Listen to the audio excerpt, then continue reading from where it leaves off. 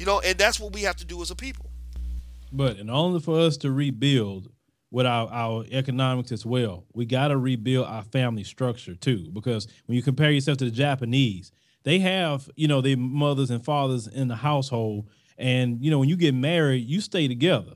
Just like even in our own culture, you got people that was married 40 and 50 years. It's not like something that was 2,000 years ago that happened. And I feel that when the breakdown of our family, it broke down a whole lot of things. And a lot of times we don't know how to spend money, how to save money, as you were stating, how to invest money. I talk to a lot of guys just like right now. I said, listen, brother, it's a good time to buy energy stocks because the oil prices are low and they're losing money. Jump on it right now. Get your TD Ameritrade account. So easy. That's the one I have. Get it.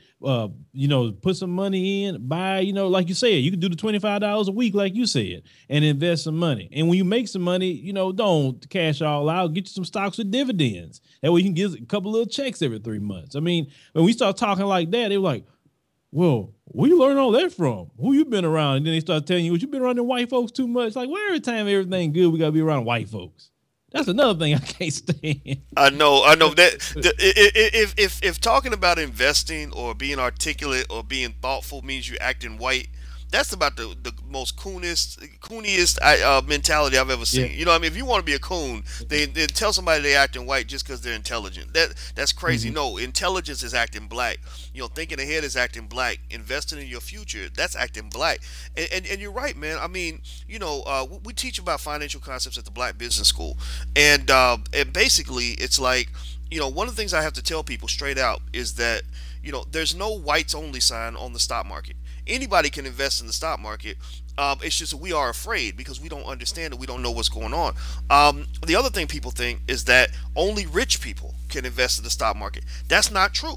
There's stocks you can buy for $1. There's stocks you can buy for $10. And so that same person who will easily drop 10 here, 20 here, 50 here, 200 here for some Jordans will somehow feel that they don't have enough money to buy in the stock market. So what I did with my students was I said, let's take a little field trip. Let's go to the stock market. I'm gonna open up my Ameritrade account. I'm with Ameritrade like you, and I'm gonna show you. We're gonna get in here. We're gonna buy. I think we bought like 20 shares of Radio One stock. Honestly, it's not even a great stock. The company hasn't done real well for a while, but I showed them. I said, look, it cost me what, $29, $30, and I now own 20 shares.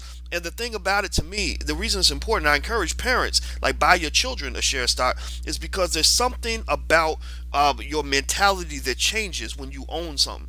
You know what I mean? When you tell your child, like, here's your share of stock, you're an owner, you're a business owner, you just feel some pride. You know what I mean? Like, you feel good. It's like when people own their house versus rent. How people that rent, they don't take care of the property. You know what I mean? People that own it, they take pride in it. They want to cut the little bushes, and because it ain't much, but it's mine. And I that has to be part of our culture. We have to take pride in what we own and not just the size of the paycheck. You see, and that's a mindset. Correct, because that goes back